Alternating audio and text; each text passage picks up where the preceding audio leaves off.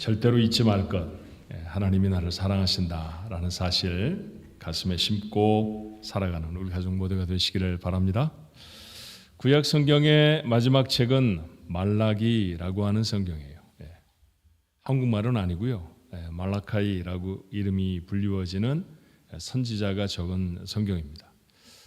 신약 성경의 첫 번째 책은 마태복음이죠. 마태복음이 가장 먼저 쓰여진 책은 아니지만 가장 먼저 쓰여진 책 부류에는 속해요. 그런데 이 두 책 사이에 시간의 공간이 대단합니다. 자그마치 400년이에요. 다른 말로 말하면 400년 동안 하나님이 자기 백성을 향해서 아무 말씀도 하지 않으셨다라는 얘기죠. 그러다가 문득 하나님의 말씀이 임하죠.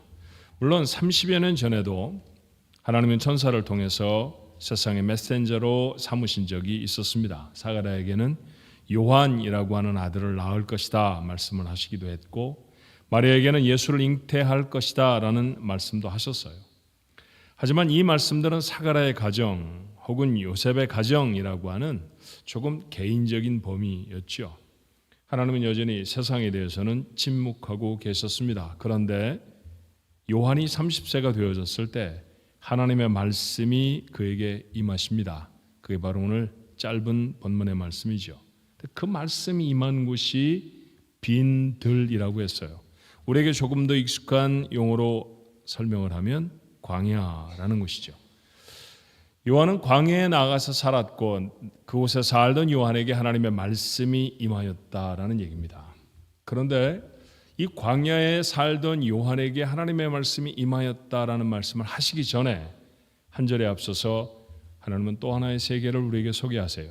자, 여기에 두 가지 세계가 있습니다.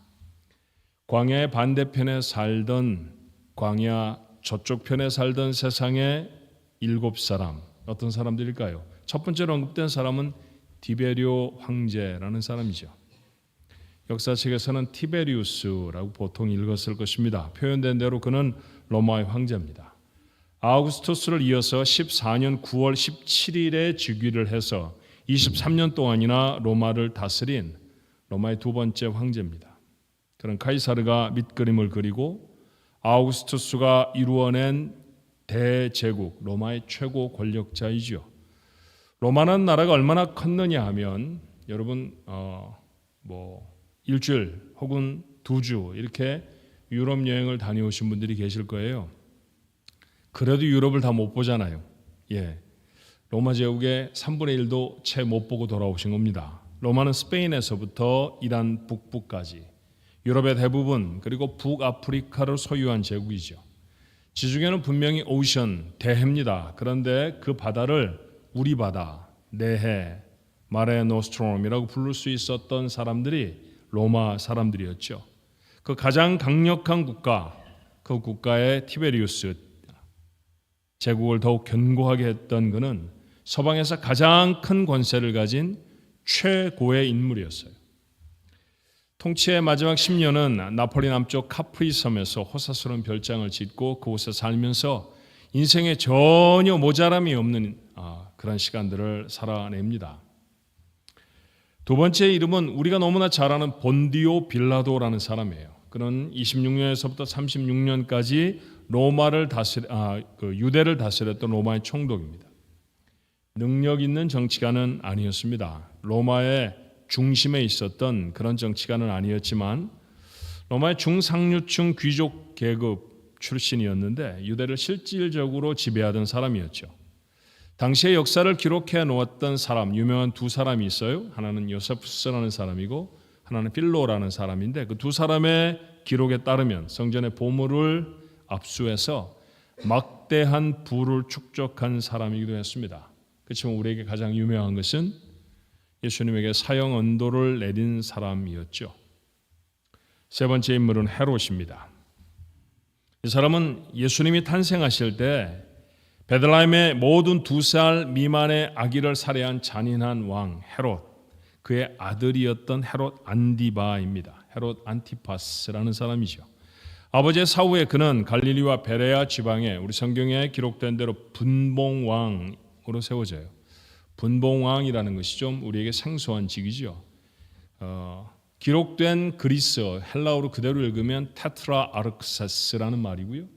테트라라는 말은 넷을 뜻하는 말이에요. 그러니까 4분의 1 정도를 다스리는, 어떤 지역의 4분의 1을 다스리는 사람이라고 하는 뜻이 바로 분봉왕이라는 뜻입니다. 그러니까 왕이라고 불려지기엔 좀 부족한 사람이죠. 로마 제국이 그런 이름을 붙였다는 것은 그들을 그저 영주 정도로 취급했다는 것입니다. 그렇지만 자기가 다스리는 지역에서는 제멋대로 할 수 있을 만큼 권력이 있었어요. 자, 본문에 기록되어져 있는 헤롯은 정도에 벗어난 방종도 서슴지 않았습니다. 이복 동생 헤롯 빌립의 아내 헤로디아에게 반해서 자신의 본처를 강제로 내쫓고 헤로디아를 빼앗아 결혼하기도 하죠. 세례 요한이 이것을 신랄하게 지적했다가 결국 죽임을 당하였다는 사실을 우리는 성경을 통해서 압니다. 네 번째 인물은 그 비운의 인물 빌립이라는 사람이에요. 좀 전에 말씀드린 헤롯 안디바의 이복 동생이죠. 팔레스타인 북서부 지방인 이두레와 드라고니스를 통치하던 사람입니다. 이 사람도 분봉왕이었죠. 4분의 1 정도를 다스리는 영주 정도로 취급되던 사람이었습니다. 아내를 강포한 이복 형에게 빼앗기는 비운의 인물이기는 했어도 자기가 다스리는 지방에서는 제법 선정을 베풀던, 제법 정치를 잘 해냈던 그런 영주였습니다. 다섯 번째 언급된 사람은 루사니아라는 사람이에요. 역사책을 뒤져봐도 이 사람이 누군지에 대한 기록을 잘 찾을 수가 없습니다. 잘 모릅니다. 그저 지금 레바논 지역인 아빌레네의 분봉왕이었다는 사실만 기록하죠. 누가의 기록이 역사적인 사실이라는 것을 증명하는 것 외에 이 사람이 기록된 의미를 잘 알 수는 없어요. 나머지 두 사람은 좀 정치 권력과는 다른 곳에 서 있던 사람들이죠. 여섯 번째로 언급된 사람은 안나스입니다. 유대 대제사장이었어요. 사실은 유대를 통치하고 있던 사람은 본디오 빌라도지만 그보다 더 높은 권위에 있던 사람은 수리아 총독이었습니다. 그 수리아의 총독으로 와 있던 퀴리니우스라는 사람에 의해 6년경에 서기 6년경에 유다의 대제사장으로 임명이 된 사람이에요. 이상한 일이죠. 하나님 앞에 예배를 집전하는 유다의 대제사장을 누가 임명을 합니까? 로마의 총독이 임명하는 시절을 지금 우리가 읽고 있는 거예요. 자, 긴 재임 기간에 대단한 영향력을 보였던 사람이었습니다. 로마의 정치권과 유대의 산헤드인에 그런 영향을 미쳤죠. 예수님이 신문을 당하실 때에도 당시의 대제사장이었던 가야바에게 가지 않고 먼저 안나스에게로 예수님이 잡혀가셨다는 사실을 여러분 알아요. 베드로와 요한의 신문에도 참여했던 사람이 바로 이 안나스, 종교적인 권위로는 대단한 권세를 가지고 있던 사람이었습니다. 마지막 사람은 당시의 대제사장이었던 가야바지요. 안나스의 조카였습니다. 그런데 후에는 그의 사위가 되어서 안나스와 함께 유대의 중요한 종교적 결정을 주도하던 사람이 가야바입니다. 사실은 예수님을 죽일 것을 결정한 사람도 바로 가야바였어요. 동족 중 한 사람의 생명 정도는 마음 먹기에 따라서는 쉽게 죽일 수 있었던 권세가 있습니다. 자, 이런 이름들을 쭉 나열해요. 당시 살았던 사람들은 이들이 누구인지 우리처럼 설명을 붙이지 않아도 너무 잘 알고 있었던 사람들입니다. 대단한 사람들을 적는다고 적었을 것입니다. 어떤 이는 역사상 가장 큰 제국의 가장 강력한 황제였고 제한적이긴 해도 권력과 부요함에 부족함이 없는 사람들이죠. 그리고 이들 대부분을 이처럼 소상하게 알 수 있는 것은 이들이 모두 역사상 실존했던 인물들이었다는 것이에요. 그런데 성경이 우리에게 주는 메시지는 다릅니다. 하나님의 말씀은 이 대단한 사람들과는 아무 상관이 없었다는 거죠. 하나님의 말씀은 이들에게 임한 것이 아니라 광야에 살아가던 약대 토롯의 의지에 소금과 메뚜기를 먹고 살았던 그런 요한에게 임하였다라는 것이 짧은 두 절의 말씀에 담겨져 있는 메시지입니다. 본문은 이처럼 대단한 인물들의 이름을 언급하고 이렇게 선언하죠. 누가복음 3장 2절에 하나님의 말씀이 빈 들에서 광야에서 사가랴의 아들 요한에게 임한지라. 주목해야 하지 않겠습니까? 하나님의 말씀은 빈들 광야에 임하였습니다. 빈들은 어떤 곳인가요? 아무것도 없는 곳이라는 것 아닙니까? 비어져 있으니까 아무것도 볼 수 있는 것, 취할 수 있는 것이 없는 땅이라는 뜻입니다. 겉모습으로만 보면 광야는 정말 비어진 곳이죠. 물, 음식, 집, 옷 없습니다. 그래서 사람이 없는 외로운 곳이고 재미가 없는 곳이고 생존하기에 어려운 곳이죠. 삶이 제한되는 곳입니다. 우리가 7월 한 달 동안 나누고 있는 주제로 말하면 절제할 수밖에 없는 곳, 바로 그것이 빈들 광야일 것입니다. 그런데 이 광야를 내면을 살펴보면 좀 다른 의미들을 찾을 수 있어요. 히브리 말로 광야를 미드바르라고 불러요. 그런데 하나님의 말씀을 뜻하는 단어는 다바르라는 말입니다. 미드바르, 다바르 비슷하지 않습니까? 자, 이런 비슷한 말을 우리는 보통 어원이 같다, 어근이 같다 그렇게 말하죠. 우리가 히브리 사람이 아니라도 두 단어를 읽고 나면 이게 같은 말에서 왔구나라는 사실을 단박에 알아챌 수 있죠. 한 걸음 더 나아가 볼까요? 하나님의 임재가 있는 성전에서 가장 거룩한 곳 뭐라고 말합니까? 지성소, 영어로는 Holy of Holy라고 말하잖아요. 거룩한 중에도 더 거룩한 것. 그런데 그 거룩한 곳을 히브리 말로는 드비르라고 부릅니다. 광야라는 단어에서부터 다 온 단어이죠. 다 같은 말입니다. 그래요. 광야는 이스라엘 백성의 그런 곳이었습니다. 이스라엘 백성의 광야는 하나님의 말씀을 만나는 곳이었고 하나님의 임재를 체험하는 곳이었습니다. 구름기둥과 불기둥이 선 곳은 애굽의 화려한 도시가 아닌 광야였죠.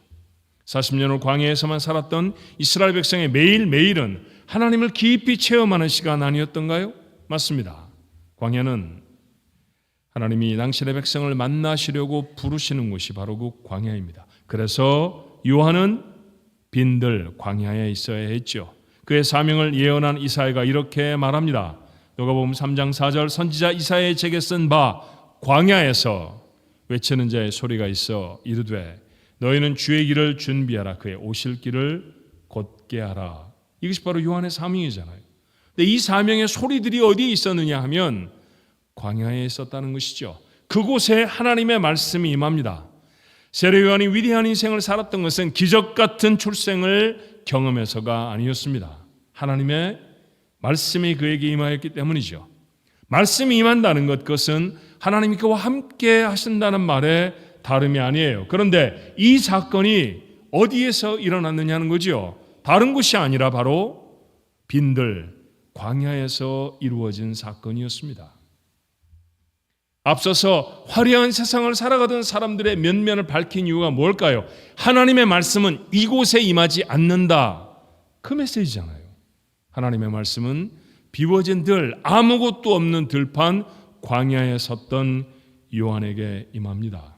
자, 그렇다고 하면 오늘의 말씀이 우리에게 주는 교훈이 뭘까요? 축복의 삶을 위해서 우리에게 필요한 것은 많은 소유가 아니라는 것이죠. 정말 많은 것을 가졌던 티베리우스 황제, 본디오 빌라도, 헤롯의 아들들, 그들의 인생이 의미 있고 복된 삶이었던가요? 그렇지 않았습니다. 억시조차 척박한 광야에 있었던 요한의 삶이 복된 삶이었죠. 성경은 오늘 우리들에게 말합니다. 인생을 힘있게 할 은혜를 체험하기 위해서는 광야에 서야 한다라는 것이죠. 오해가 없었으면 좋겠어요. 세상에서 가장 부유한 미국에는 하나님의 말씀이 없고 아프리카 들판에만 하나님의 말씀이 있다는 얘기는 절대로 아닙니다. 그런데 좀 정직해져야 할 필요가 있죠.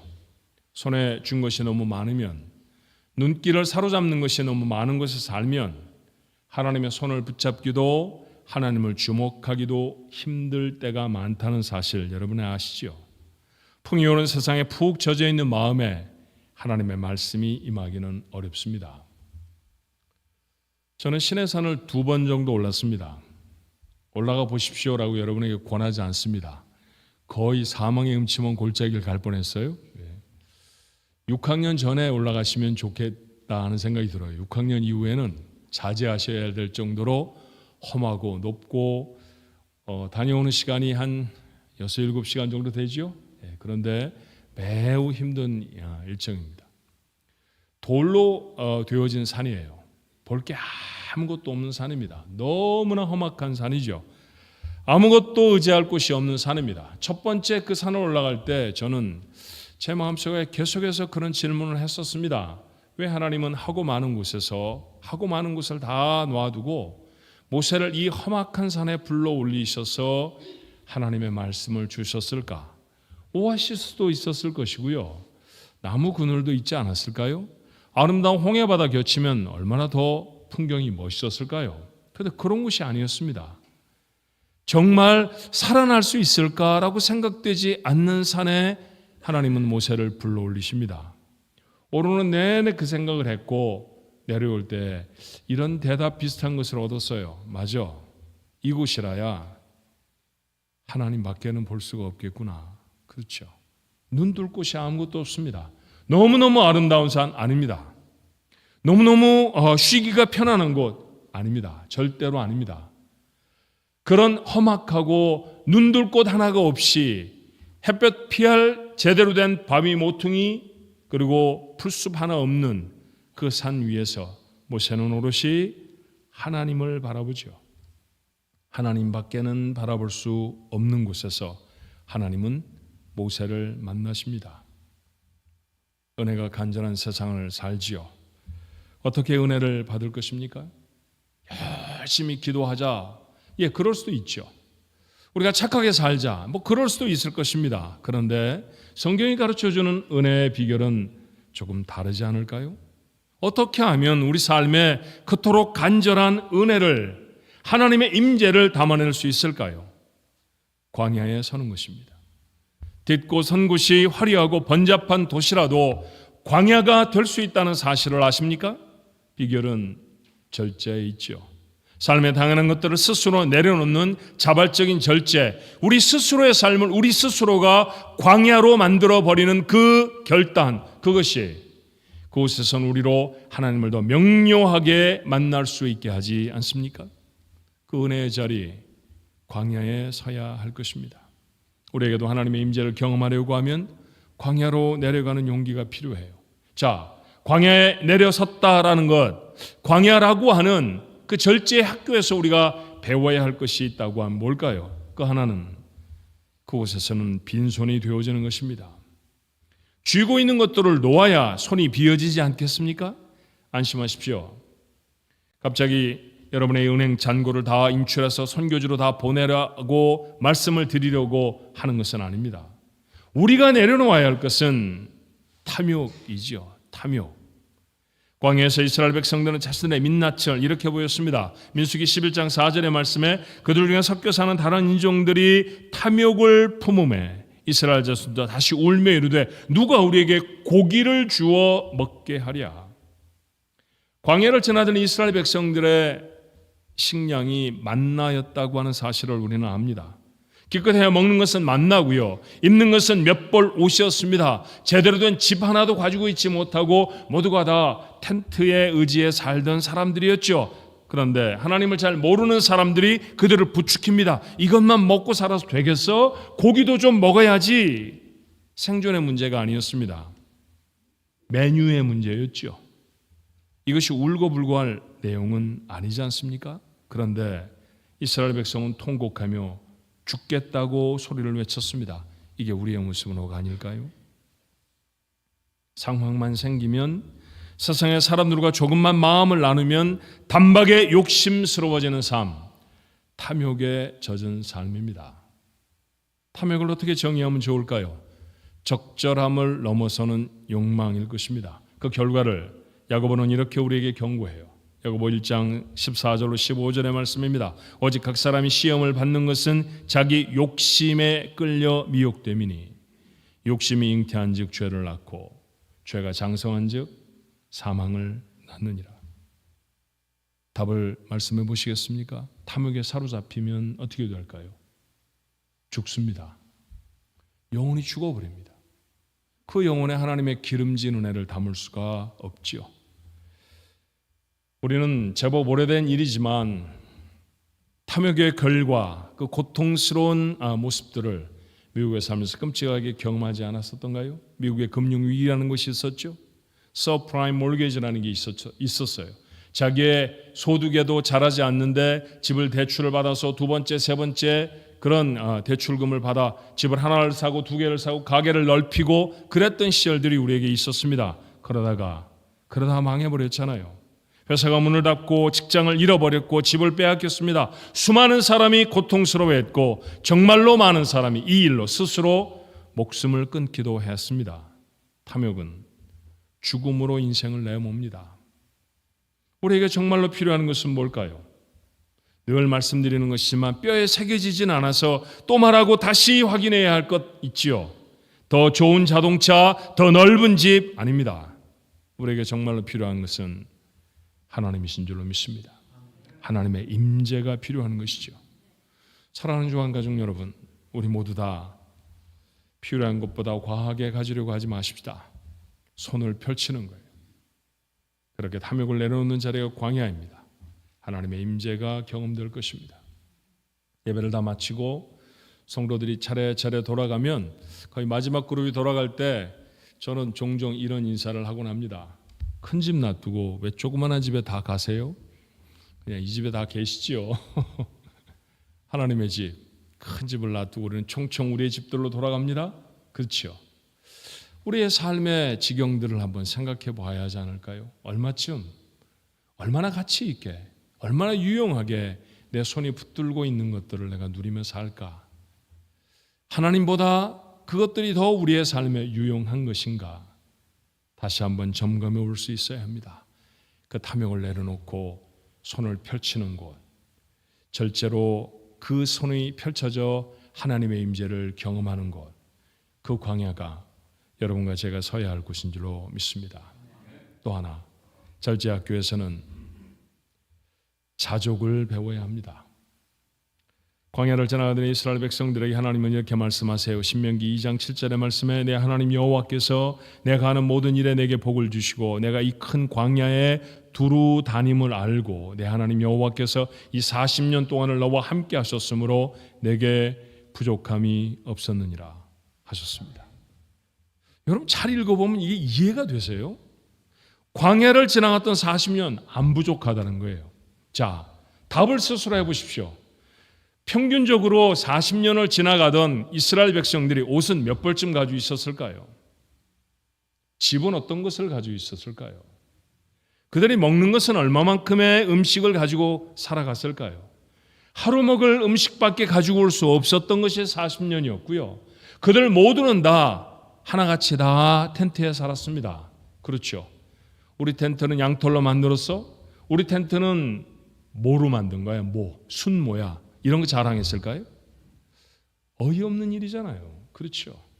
광야 그 먼지 나는 길을 지나가면서 얼마나 좋은 브랜드의 옷들을 자랑하며 입고 다녔을까요? 어떤 장신구들을 여인들은 취했을 것입니까? 아무것도 가지고 있지 못했죠. 사실은 그들은 거의 모든 것들을 다 내려놓을 수밖에 없었던 광야를 지나갑니다. 그런데 하나님은 뭐라고 말씀하시나요? 부족함이 없었다. 왜요? 그들이 원하는 것들을 충분히 다 소유했기 때문이라고 말씀하지 않습니다. 하나님, 그 하나님이 그들과 함께 하셨기 때문에 부족함이 없다 말씀하시죠. 이게 우리의 삶이어야 하지 않습니까? 우리는 종종 인생을 살아가며 우리가 살아가는 삶을 광야라고 말하는데 근데 전혀 우리의 삶의 태도는 광야를 지나가는 삶이 아니죠. 광야를 지나가는 사람은 손에 뭔가를 쥐고 가는 사람들이 아닙니다. 내려놓고 가는 사람들이에요. 그리고 그곳에 사는 사람들은 더 가질 것들, 없는 것들을 안타까워하며 애통바통하며 살아가는 사람이 아니라 이미 누리고 있는 것들로 감사하고 찬송하며 살아가는 그런 삶이어야 합니다. 그게 바로 광야라고 하는 인생을 지나가는 우리의 삶이어야 하지 않습니까? 자신의 삶에 정말 부족함이 없이 하나님이 주신 것들을 넉넉하다고 고백하는 자리, 그 자리가 광야가 되어야 할 것입니다. 그것이 바로 절제 학교에서 배우는 것이죠. 바울은 이렇게 말합니다. 빌립보 4장 11절로 12절에 내가 궁핍함으로 말하는 것이 아니니라 어떠한 형편에서든지 나는 자족하기를 배웠노니 나는 비천에 처할 줄도 알고 풍부에 처할 줄도 알아. 모든 일 곧 배부름과 배고픔과 풍부와 궁핍에도 처할 줄을 아는 일체의 비결을 배웠노라. 그 비결이 뭘까요? 다른 것이 아니라 절제였습니다. 빌립보서는 바울이 감옥에 갇혔을 때 쓴 편지잖아요. 그렇죠? 자신의 건강을 염려해서 누군가가 헌금을 좀 들고 바울을 방문했을 때, 그리고 그 곁에서 그를 극진히 간호해 주다가 그조차도 병이 들렸을 때 그를 다시 파송한 교회 빌립보로 보내며 들려준 편지가 빌립보서입니다. 그 편지 속에 그는 그렇게 말해요. 네, 모자람이 없습니다. 어디에 있는데요? 감옥에 갇혔는데 말이죠. 그가 무엇을 얼마나 누리고 있었겠습니까? 그런데 그는 말합니다. 모든 것이 다 풍족합니다. 그곳에서 자족의 비결을 배웠습니다. 내려놓음의 비밀을 알았다는 얘기입니다. 그의 결론은 이렇죠. 빌립보 4장 13절입니다. 내게 능력 주시는 자 안에서 내가 모든 것을 할 수 있느니라. 이건 감옥에 갇혀 있는 사람이 할 말이 아닙니다. 감옥에 갇혀서도 이렇게 말할 수 있는 사람, 그 사람이 정말 은혜의 사람이잖아요. 삶의 여러 가지 문제가 우리를 억압하고 우리를 힘들게 하고 괴롭게 하고 두렵게 할지라도 내게 능력 주시는 자 안에서 내가 모든 것을 할 수 있습니다 라고 고백할 수 있는 사람, 어디에 서 있는 사람입니까? 광야에 서 있는 사람입니다. 종종 스크린에 비춰진 영화 그런 거 보게 되잖아요. 옛날에 교회에서, 지금은 LED 화면으로 또는 TV로 여러분들이 영상을 보시게 되는 경우가 더 많지만, 옛날에는 프로젝트로 스크린에 쏴서 봤던 시절이 있었어요. 그때 그 스크린이 명확하게 보여지려고 하면 한 가지를 해야 합니다. 좋은 기계를 사야 하는 게 아니죠. 뭘 해야 하나요? 불을 다 꺼야 합니다. 극장에 가면 어때요? 정말 코앞도 보이지 않을 정도로 불을 다 끄잖아요. 칠흑같이 어두워지면 어두워질수록, 빛이 새어 들어오지 않은 그런 깜깜한 곳이 되어지면 되어질수록, 내가 볼 수 있는 것이 아무것도 없으면 없을수록 화면이 더 선명해지죠. 맞아요. 그게 믿음입니다. 내 눈을, 내 시선을 끄는 모든 것들이 다 빛을 잃어버리면 그제서야 분명하게 보이는 것, 그게 하나님이에요. 그 하나님을 만나는 거예요. 하나님이 분명하지 않으십니까? 하나님은 나타나셨다가 희미해지셨다 그러는 분입니까? 아닙니다. 여전히 하나님은 우리 곁에 계시고 여전히 하나님은 명확하시죠. 그런데 명확한 하나님이 내게 명확하게 보이질 않습니다. 이유가 뭘까요? 눈에 보이는 게 너무 많아 그래요.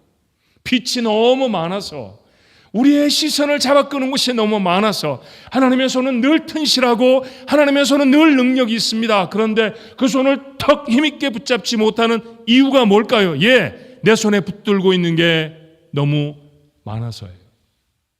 너무 많아서예요. 한 집에 아이가 아빠가 너무 소중하게 여기는 오래된 도자기 속에 손을 쑥 집어넣었다가 그만큼 손이 빠지질 않습니다. 엄마가 아무리 빼려고 해도 빠지질 않으니까 아빠한테 전화를 했죠. 불이 났게 달려온 아빠가 그 손을 빼려고 하는데 아이는 울어대고 손은 나오질 않고 할 수가 없었습니다. 어떻게 했을까요? 두 부부는 비싼 돈을 주고 샀고, 그리고 정말로 아끼는 도자기였지만 도자기를 깨기로 했습니다. 그리고 그걸 깼죠. 그랬더니 그 속에서 앙큼하게 주먹을 쥔 아이의 손이 나왔습니다. 아니, 손을 펴지 그랬어. 왜 손을 꽉 쥐고 있었어? 동전이 있었거든. 기가 막힌 일이잖아요. 동전을 폈으면 도자기를 잃어버리지도 않았을 것이고 그 아픔을 경험하지도 않았을 것입니다. 펴지 못해서 누르지 못하는 것이 얼마나 많을까요? 주변에 꺼트리지 않은 여전히 켜져 있는 화려한 조명들 때문에 하나님의 모습을 잃어버리는 시간들이 우리가 얼마나 많을까요? 절제는 하나님을 만나는 방법입니다. 절제하지 않고 하나님을 만날 수 있는 방법이 없죠. 절제하지 아니하고 하나님이 선명하게 보일 수 있는 사람은 아무도 없습니다. 우리의 삶에 스스로를 내려놓는 것이죠. 우리는 나이가 들면 좀 작은 집으로 이사가는 시니어들을 압니다. 그들이 가시며 조금 작은 집으로 조금 편리한 곳으로 옮겨가시는 걸 뭐라고 말하나요? 다운사이징이라고 말하잖아요. 그렇죠? 자신의 삶을 좀 다운그레이드 하는 거죠. 맞아요. 오늘 이 땅을 살아가는 우리들의 삶에 자발적인 다운그레이드가, 다운사이징이 조금 더 작게 하고 조금 더 단순하게 하고 조금 더 불들을 다 꺼뜨리고 조금 더 쥐고 있던 것들을 내려놓으면, 그러면 하나님이 더 분명해지지 않을까요? 하나님의 은혜가 마음에 담기지 않을까요? 화려한 궁궐에 살던 사람들이 아니었습니다. 사람들을 늑탈하며 빼앗았던 것들로 나는 부자야 라고 말했던 사람들의 장소가 아니었죠. 바람이 불면 온몸으로 바람을 맞아내야 하는, 비가 내리면 그 비를 피할 곳이 없어서 온몸을 적셔야 했던 광야에 있었던 요한에게 하나님의 말씀이 임합니다. 오늘 광야에 내려서는 용기가 우리 가족의 것이 되었었으면 좋겠어요. 그 자리에선 하나님의 사람들에게 하나님은 하나님의 은혜를 주실 줄로 믿습니다. 광야에 선 사람들의 기도는 이렇죠. 잠언 30장 7절로 9절입니다. 내가 두 가지를 주께 구하여 싸우니 내가 죽기 전에 내게 거절하지 마옵소서. 곧 헛된 것과 거짓말을 내게서 멀리 하옵시며 나를 가난하게도 마옵시고 부하게도 마옵시고 오직 필요한 양식으로 나를 먹이시옵소서. 혹 내가 배불러서 하나님을 모른다 여호와가 누구냐 할까 하오며 혹 내가 가난하여 도둑질하고 내 하나님의 이름을 욕되게 할까 두려워함이니이다. 하나님을 잊어버리게 되는 것이라고 하면 부른 배는 결코 축복이 될 수가 없습니다. 차라리 조금 부족하더라도 하나님을 경험하는 게 우리의 삶에 더 중요하죠. 그것이 광야로 내려서는 사람의 마음입니다. 다 백팩에 짐을 챙기고 사하라 사막으로 유다 광야로 가자는 얘기가 아니잖아요. 여전히 여러분의 삶의 자리에서 손을 펴십시오. 탐욕을 내려놓고요. 삶을 낮추는 거죠. 그렇게 내 삶을 작은 모습으로, 내 삶을 단순한 모습으로 정리해내는 것, 절제가 이루어내는 것이잖아요. 그 절제하는 삶의 모습을 성경은 광야라고 말합니다. 스스로 광야에 서서 하나님의 은혜를 체험하게 되는 우리 가족들 모두가 되시기를 주님의 이름으로 축원합니다.